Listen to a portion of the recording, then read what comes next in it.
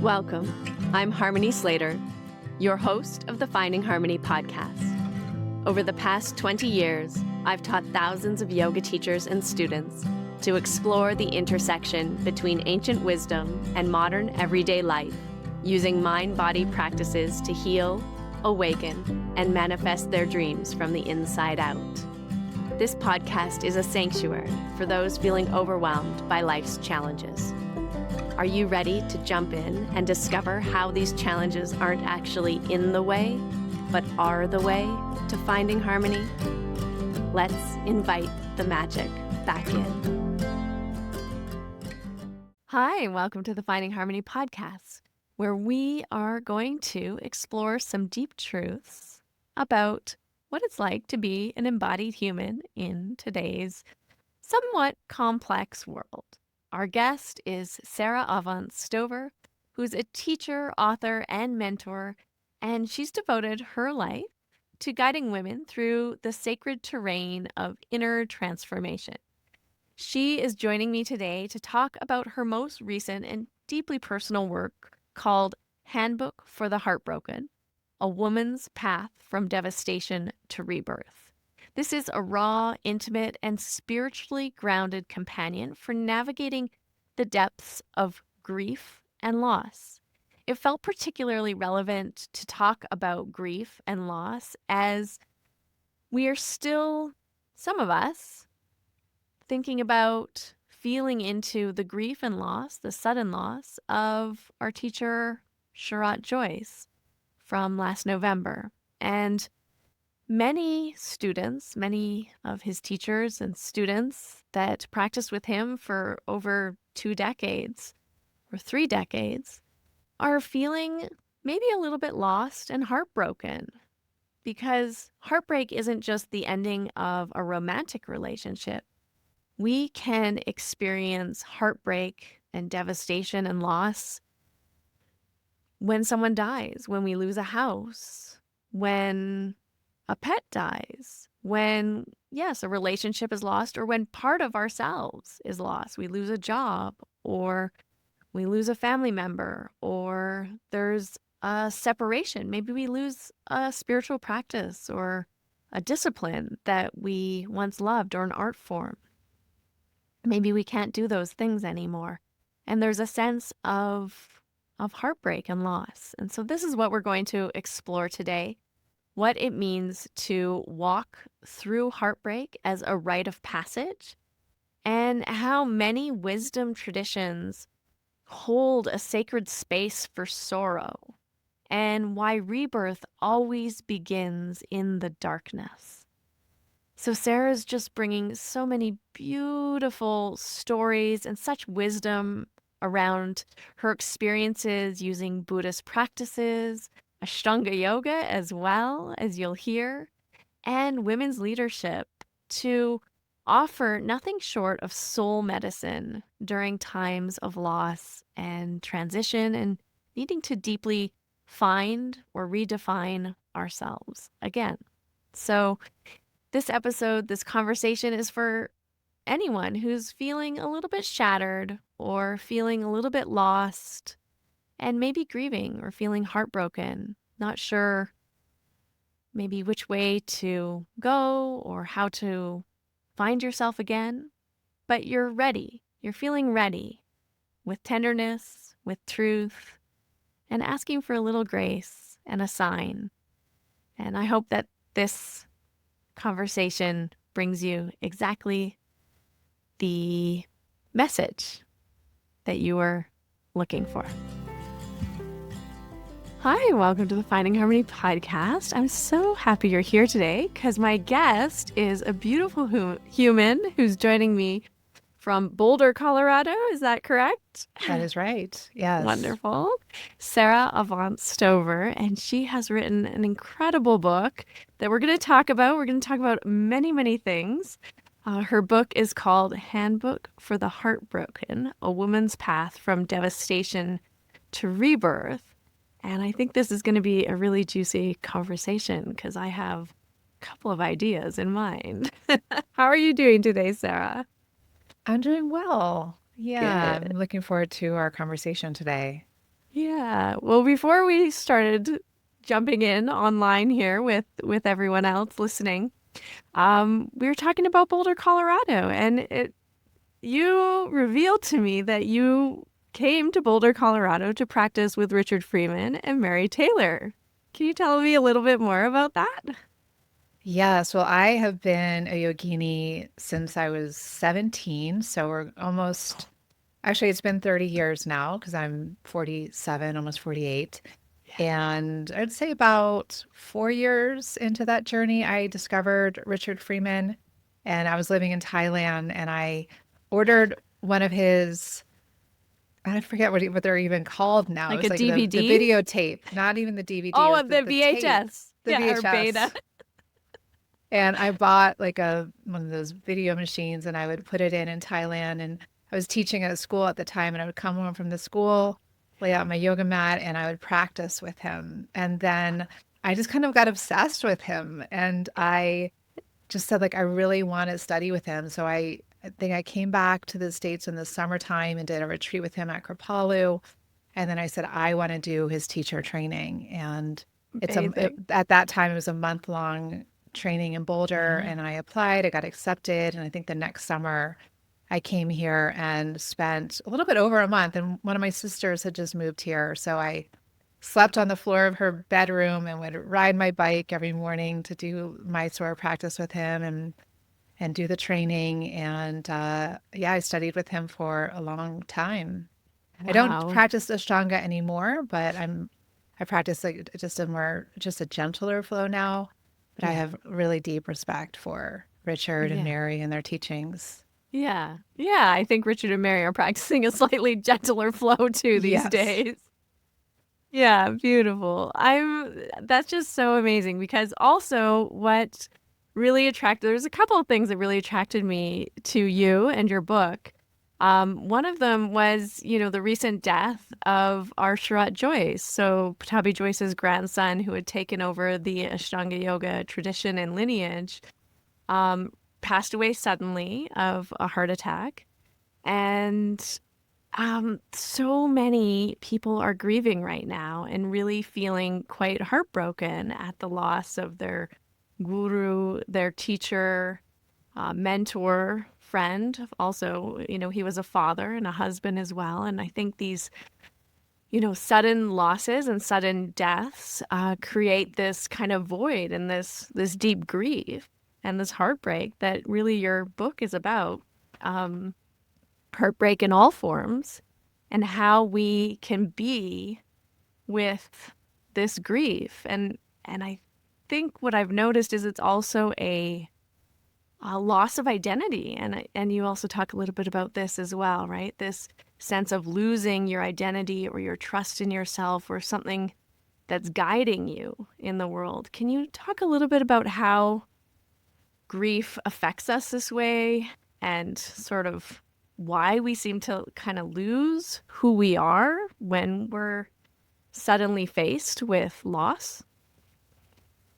Yeah, because when we're going through a loss, it's usually a loss to some attachment that we had. So whether it's like you're talking like a teacher or guru figure, or say there's a divorce or a breakup, uh, just a family member or even a pet dying, or I think about the recent wildfires in LA, losing your home.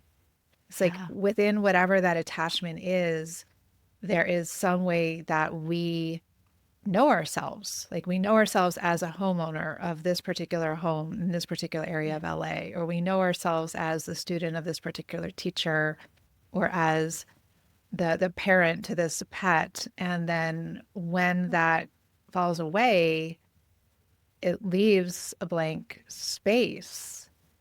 And there's just a period of disorientation and confusion. Well, who am I now without this person or without this thing in my life? And so in addition to losing that person or that thing, we also lose that sense of ourselves or that orientation of ourselves. So it's one of the things I talk about in the book is there's these cascading losses. that come with just a single loss. And one of those cascading losses is we lose some way of orienting around our understanding of ourselves. Yeah. Do you think it's more difficult when it's a breakup and that person, or yeah, I suppose you'd break up with a person, not a pet. But but you could, I guess, lose a pet or rehome a pet, you know. But when you break up with a person or you're broken up with, do you think it's more challenging when they're still in the world versus a death or a loss where they are able to kind of leave their body and you're here and you really realize it's not because of you that it's happened?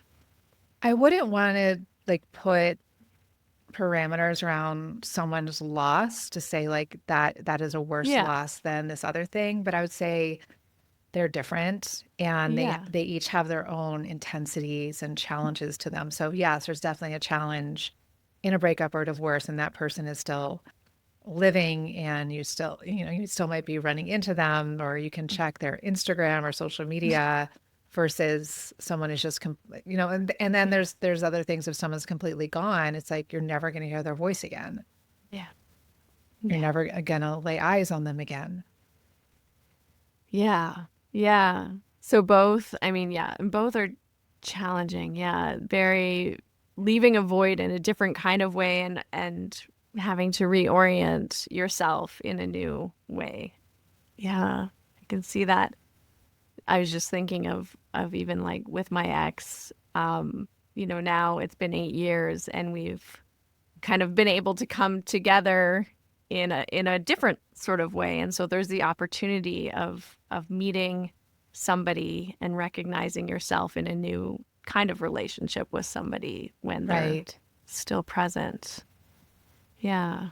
Yeah. What are some of the ways? I know you are also an expert in the internal family systems or use the internal family systems to help you with your own loss and heartbreak. Um, Can you tell people, maybe some people aren't familiar with it. I really love internal family systems and parts work, but maybe first, could you explain what that is for listeners who aren't familiar with it? Sure. It's a psychotherapeutic model. It was founded by a man named Richard Schwartz in the 90s. And like its name suggests, it comes out of family systems therapy, where he was a family therapist, Mhm. and he's applying the dynamics that can come alive in family systems and family therapy to one's internal world. And we can have these same alliances inside that happen in families, these same hierarchies, these same polarizations. And a lot of times, our own inner system mirrors our own family of origin in terms of how these dimensions or these aspects of ourselves relate to one another. And the core premise of IFS is that we are composed of many parts, and these can be our thoughts, our feelings. It can be illness or symptoms in the body. Just a common example I like to give is the inner critic or the perfectionist. That's an example of a part. And fundamentally, even if some parts are doing things that, like a critic part, that we feel are so-called negative, at the core, all parts have positive intentions, meaning like at the root, they're all just trying to protect us. And in addition to having parts, we have an essential self, which we know from various yogic and spiritual traditions. And so the path that IFS lays out is, how can we be more self-led? How can we have our true, authentic self be the one that's leading the way internally amidst all of these parts, and then to also be leading externally? And so the ultimate goal is to create a more self-led world. Mhm. Mm, I love that. And you talk about a little bit about how you used IFS or internal family systems to help you heal. Can you tell us a little bit about how, I mean, even in this situation, if you're a practitioner or someone who's experienced loss on many ways, and there's many types of loss as you explain, house, home, relationships, um, how they could maybe use this in a way to bring healing as you did. Yeah, so one of the things that happens when we're going through loss as adults is that it activates past losses all the way back to, you could even say like in utero, that have not been fully healed. And that is what I experienced, where I knew that I was experiencing some present time heartbreak, some present time losses, but some younger parts of myself were being stirred up and kind of called forward to be healed. And even though I've been doing various forms of therapy since I was 16. And like I said, I've been a yoga and meditation practitioner since a teenager. So even though I was doing all of these practices and even like a teacher of these practices, there were still some layers of myself that none of those things could reach. And so one of my mentors at the time, who was also one of my longtime yoga and meditation guides, she had been training in IFS, and she really invited me. She said, Sarah, I really think that this is a season not just of grief, but to do this deeper healing work. And this is a modality that's really supported me. And because I trust her so much, I listened to her and I took that on and I started doing regular IFS, and it was profound. It allowed me to do the very things that I was needing to do to reach those deeper layers and to emerge from a time of immense challenge feeling much more whole and integrated and intact than I was even before I went into all that. Yeah, it's interesting. As a yoga practitioner, we use our body and we work with our body a lot. Especially with Ashtanga yoga, you're very dedicated to your practice day after day after day. But there are pieces of ourselves, and this is sort of a something I've noticed, that even you can have this ritual where you're very committed to, your spiritual growth or your personal development in one way, but it completely misses this healing on another level. Was that also your Yes, it's like experience? Yeah. like that phrase that the former psychotherapist and author and spiritual teacher John Wellwood called spiritual bypassing. Mm-hmm. And I think that's a challenge that a lot of us get into in the yoga and meditation community. And that's why like no one path can do everything. Yeah. And so I'm a really big fan of finding an integrated approach. And what can we do for our bodies? What can we do for our psyche? So we need to kind of like braid these different tools together to get more like a holistic path forward. Yeah. Yeah, definitely. Because there's something quite therapeutic or healing about being able to be still enough or slow down enough to go in and really meet that inner child or that part of you that experienced, a wounding or a deep sense of failure or loss at a young age that couldn't necessarily process what was happening to the same extent as now. And like you just can't do that through, an asana practice. I guess at the end of the day, it really requires words and emotions and things that Yeah, maybe just the asana doesn't touch upon, right? right, right. Yeah. Yeah, and it's you touch into trauma, that we didn't these Yeah. pockets of hurt from the past that we didn't have the resources to handle within Mhm. ourselves. We didn't have the external support that we needed.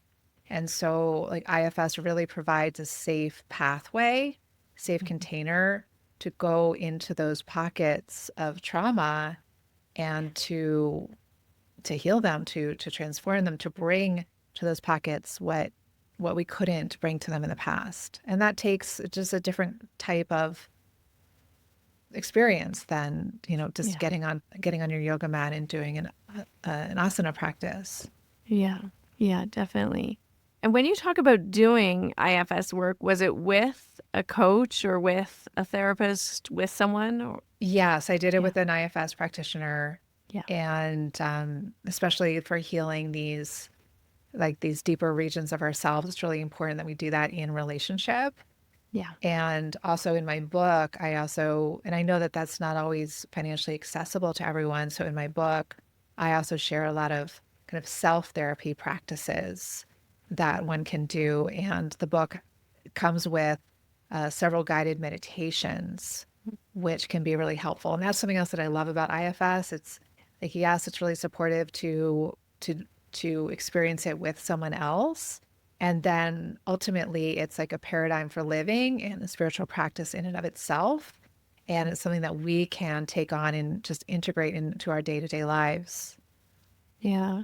How can you give us an example of a practice someone could do for themselves, by themselves, that could help them maybe touch in or integrate one of these parts or something about themselves? Yeah, Yeah. yeah.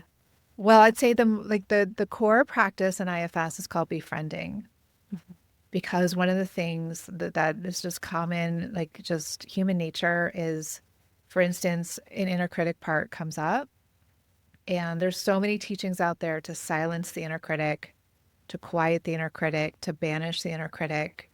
Yeah. But IFS is all about befriending the inner critic, befriending our parts, and it's creating that connection inside that actually heals. So if it's okay, I'll just guide us through just a short practice to start to experience this befriending for yourself. How does that That'd be sound? wonderful. That sounds Okay. great. Yeah. Okay. Great. So I invite you just to close your eyes if you're in a space where you can do that right now. And even if you're not, you can still see how much of this you can track just with eyes open or having a soft gaze. Bringing your attention inside. And as you do that, just becoming aware of sensations in your body,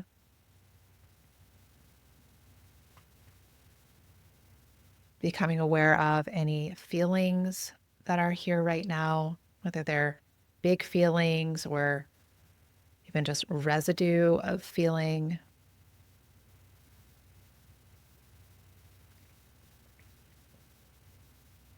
And even sensing just the core thoughts that you're having right now, the most dominant thoughts.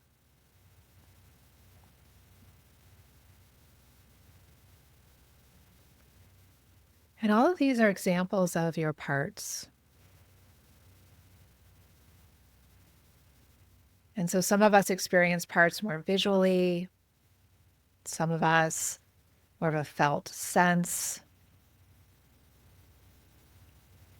So just trusting however you experience your parts as I guide you through this next piece. So I invite you to turn your attention to a part of you, an aspect of you that feels present right now and that you feel curious about. It could be a part of you that's like really worrying about something,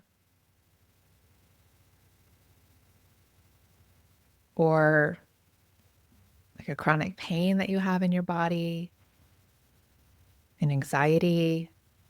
So just seeing like something that feels really prominent inside that you just want to get to know a little bit better. And I'll just give you a moment or two to feel into that.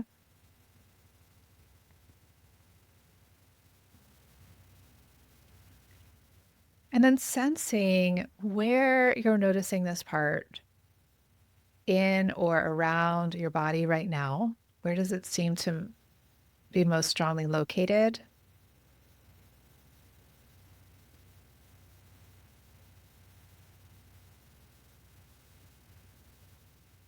And then see if you can just extend some curiosity towards this part. Even if you have some other parts that maybe don't like it, that want to get rid of it. To see if just from your center, from your core, you can feel some sense of curiosity, even some sense of friendliness. Just extend it towards this aspect of yourself.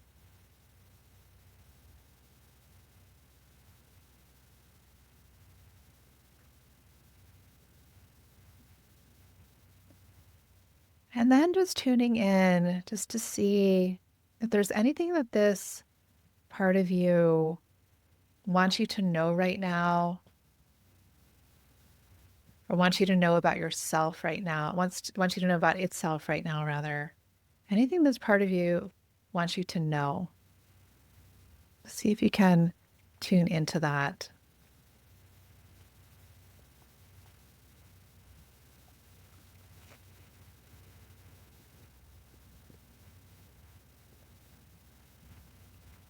And then seeing if there's anything that wants to be said or done in response to that from this place of open curiosity and presence.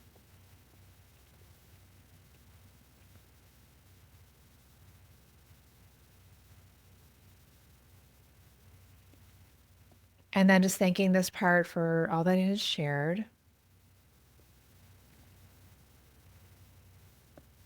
Saying goodbye to it for now. And as you're ready, coming back into the space.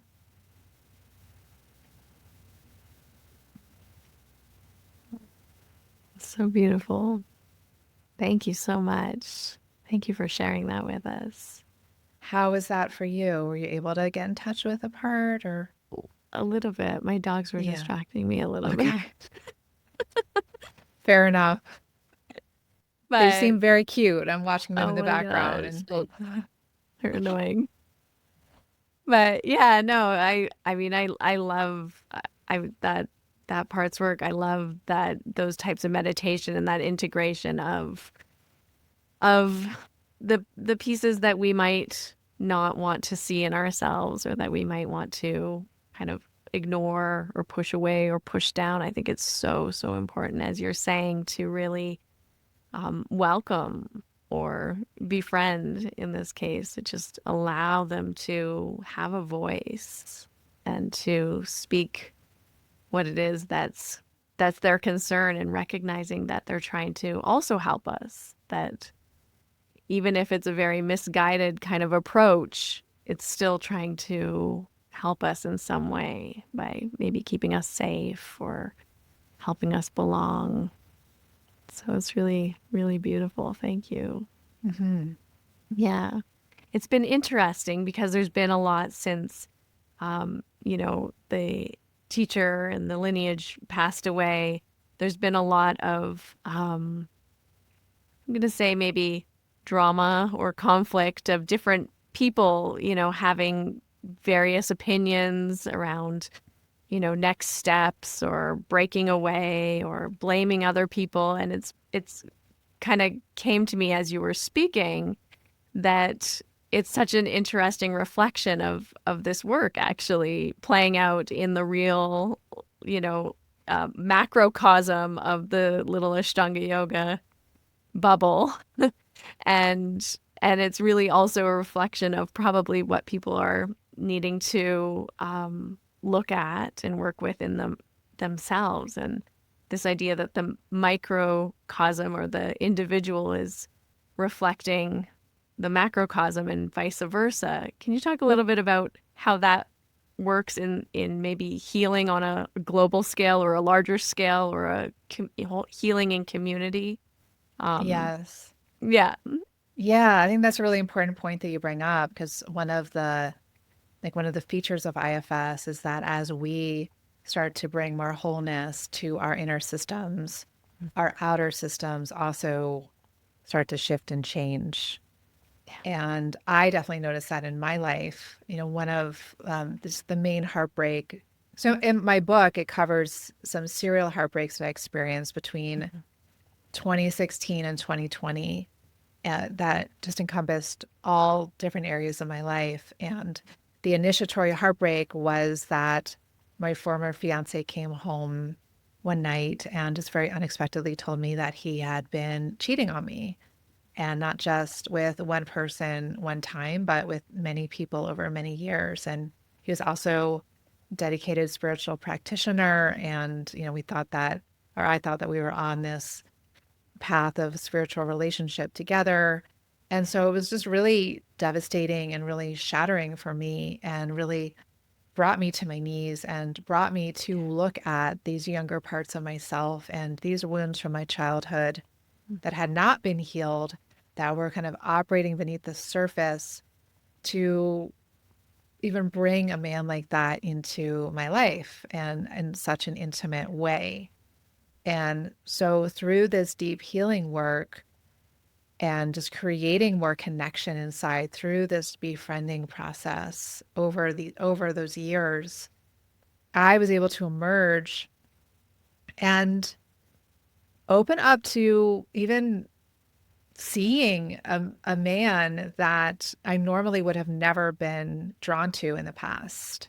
He would just be invisible to me because, I had this like magnet for this certain type of person, this certain type of relationship.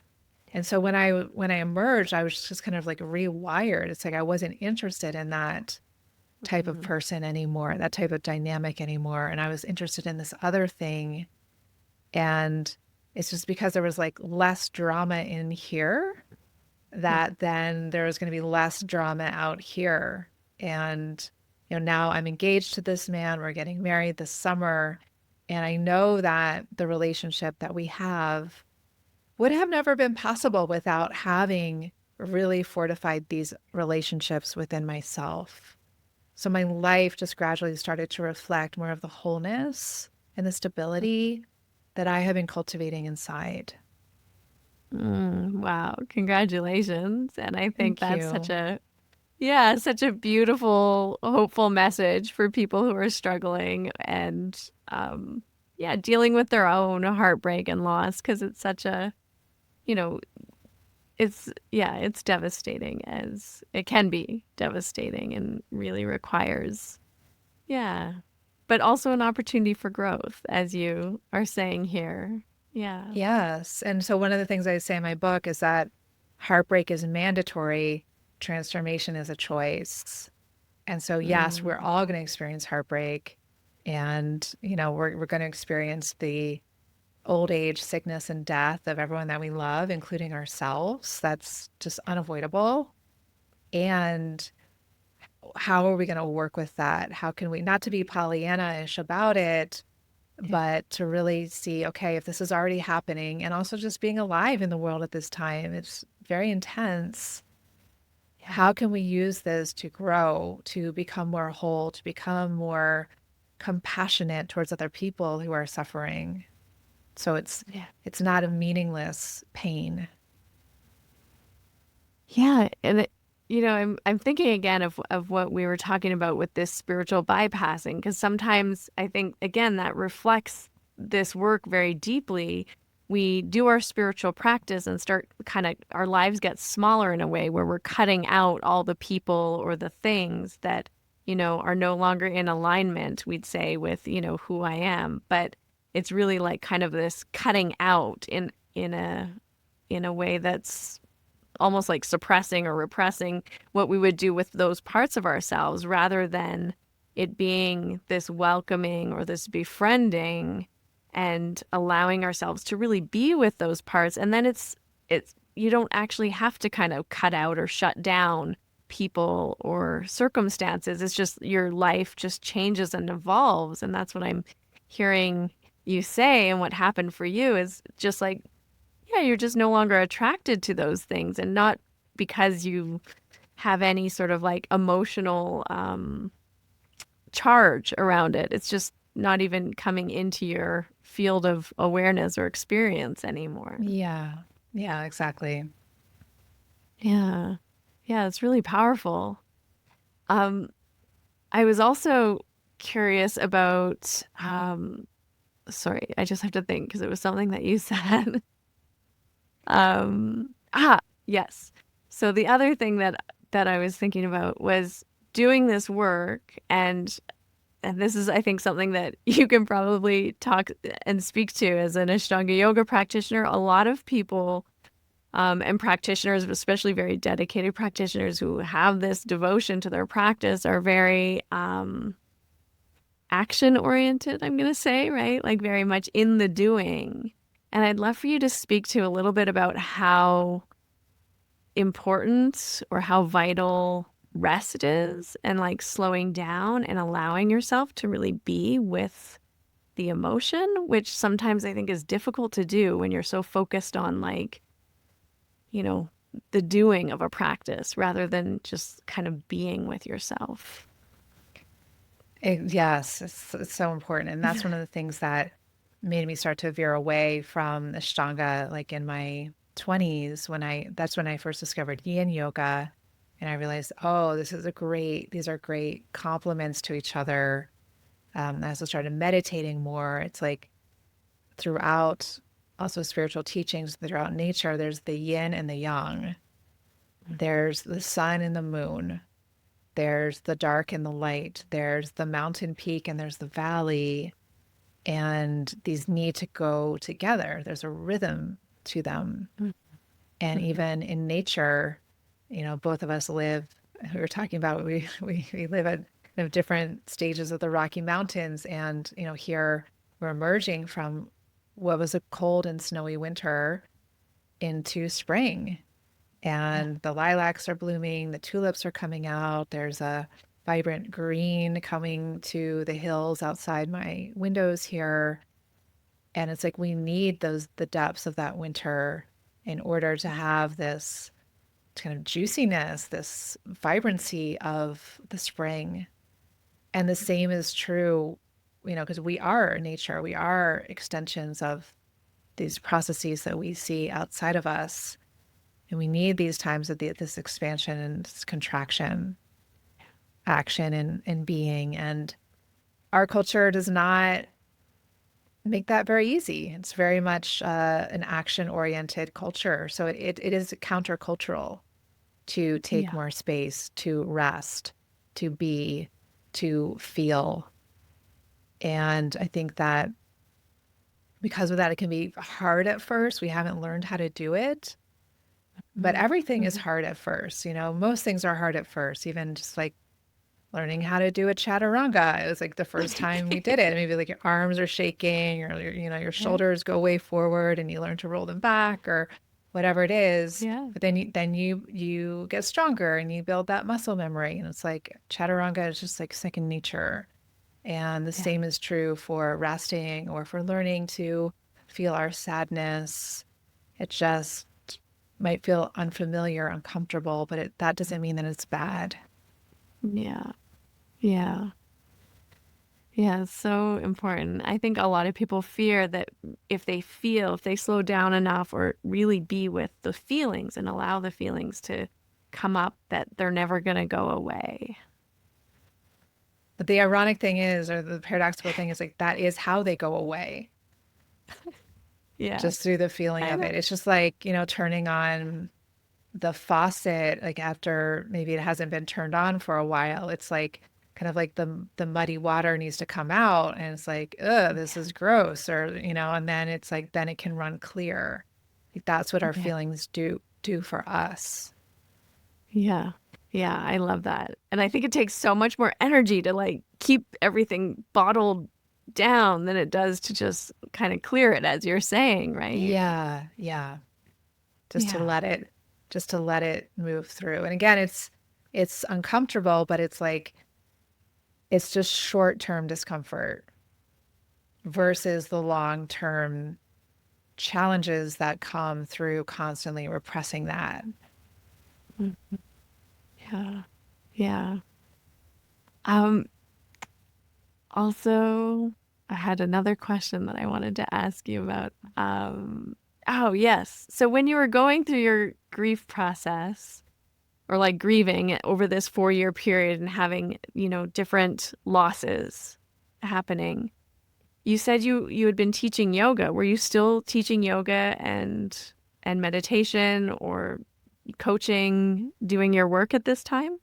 Yes, I was. So by that time, my work had shifted some, and the yoga and meditation were a piece of it, but so were many other elements. And I think it was when I was in my early 30s that I started just working with women, particularly women's spirituality. And so we brought in elements of psychology and kind of empowered living, you could say, and even leadership.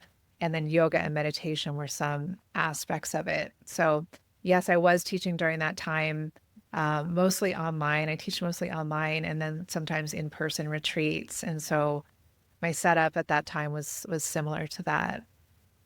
Yeah. How do you think, like, what are some ways or some tools or some things that you did that helped you support the people you were supporting and show up for them while you were also having to go through your own process of metabolizing this loss and this grief and this heartbreak? That's a great question. And I'll just say it was not easy. It No, is I not can't easy. imagine it would be. Yeah. It seems really challenging. Yeah. One of Yeah. the things that helped me that was actually a growth edge for me, and that some of my mentors and colleagues encouraged me to do at a certain point when I felt ready for, because I was teaching, for example, like a longer term program. Yeah. And in that type of container, before anyone else knew what was going on, I just shared just kind of like the rough sketch of what was happening. Yeah. And that helped me just to be able to feel more authentic and Hmm. not to feel like there's this bifurcation of like, I need to be presentational in this persona and then keep my real self hidden. Yeah. And so it was a exercise for me to be more authentic. And I feel Yeah. like that training ground has then just continued to grow and evolve since then. Because even at that time, I felt like, aside from that experience with the heartbreak, even before the heartbreak happened, I felt like there was still more of a bifurcation Yeah. between my public self when I was teaching and my day-to-day self. And so one of my intentions for that whole healing process was to, coming back to that word wholeness, was just to feel more unified. And like Mhm. there's not a split between who I am when I'm teaching versus who I am when I'm having coffee with a friend or having dinner with my partner. It's like Yeah. what you see is what you get. Like this is who I am. Yeah. That's so helpful. And really, yeah, I hear like learning to kind of be again, as you do with the parts work as well, and with the feeling of the emotions, learning to presence or be with what is initially kind of uncomfortable, like being vulnerable or, showing who you truly are in a way without having to show up perfect, right? Like kind of appeasing Right. the perfectionist, like being with that part of you that wants to show up a certain way and just recognizing what the reality is for you and what's available for you to be at that time. Yeah. Yeah. Yeah. Yeah, it takes a lot of courage. Yeah. I mean, being human takes a lot of courage, right? And one of the things in IFS, it said that our essential self is composed of 8 C's. And Hmm. these are words that qualities that begin with the letter C, and one of them is courage. So Mm, just courage is what? a quality of our essential self. Yeah, I love that. What are the other two? Well, there's 7 others, and hopefully I'm going to remember Seven. all of them. So there's It's okay if you courage. forget some. Yeah. Yeah, there's confidence. Hmm. There's compassion, curiosity, clarity, connection, creativity, and calm. So nice. I And we love can that. feel, like after a yoga practice, we often feel a lot of these qualities, right? I think that's one of the reasons why Yeah. we feel drawn to do these types of practices because it makes us feel like our true selves. Yeah. Yeah. I think that's definitely true. Do you think there's something in that sometimes we can get maybe too attached to the practice and then Yeah, it's like taking yeah, us out of that? yeah. I mean, I've definitely experienced that when I was younger and very much just a yoga fanatic, even like a yoga addict. Like I couldn't, like I needed it, you know? But I think Yeah. that's also just part of the process. You know, we Yeah. might go through those Yeah. cycles and we all go through our obsessions and things, but I think ultimately life has a way of course correcting us Yeah. if we stay Yeah. open and we're listening. Yeah. I think I love that too, that what you're saying, because it's also that is what the essential self is in a way, right? Is that compassion and that calm, and we can get really fanatical about things or overly obsessed or even so disciplined with something, but it's actually that's kind of you know if we That's trust a part of life, it us. Yeah, that's yeah. a part of us. But to know, Exactly. like, well, this is already who I am, and I actually don't need Yeah. all these externals. Yeah. Those are great to support it sometimes, but this is already who I am. Yeah. Yeah. Yeah. Oh, yeah, and just I love that. What role do you think trusting life and trusting the process and maybe like, the yogic idea of surrendering to, your true self or greater self or higher self has to do with the healing and moving through grief? I think it's everything. I think it's Mm. everything, and that's one of and the isn't it the yama and niyamas, the Ishwara Yeah, Pranidhana, the surrendering to the yeah. divine. You know, Yeah. it's just what other choice do we have? Yeah. I mean, it's like it, I think Adyashanti, the spiritual teacher, said, when you argue with life, life always wins. Yeah. So it's just the more that we can learn to relax into what's happening and to move with it rather than fighting, embracing against it. It doesn't mean we don't have will, but we align our will with divine will. Yeah, that's profound. That's yeah, truly powerful, right? Can move forward with so much more ease when we align our will with the divine will, or with I guess maybe Taoists would say like going with the Tao, like moving with the Tao as Yes. opposed to Yes. trying to swim up current. Yeah. Just acknowledging this is happening. And yes, I have parts of me that don't want this to be happening. I can hold space for those parts. I understand where they're coming from because as human beings, we need attachment to, you know, survive and to make our way in the world. And then we lose those attachments and it can feel life threatening. And all of that is very real. And we're going to lose everything in everyone that we've ever loved. And that's happening too. Yeah. Yeah. Yes, and both are true, right? Mm-hmm. Yeah.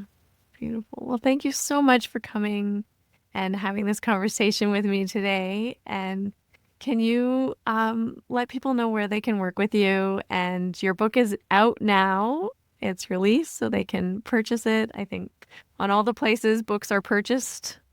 That's right. Yeah, the Yeah. best way to go is my best place to go is my website, which is saraavantstover.com. And there you can find the link to that book. I have two other books as well. And I also have an audio version of Handbook for the Heartbroken, which a number of people have expressed they found to be really comforting, especially when you're going through an active heartbreak. But also, this book helps us to digest and metabolize past heartbreaks that we haven't fully given enough space to.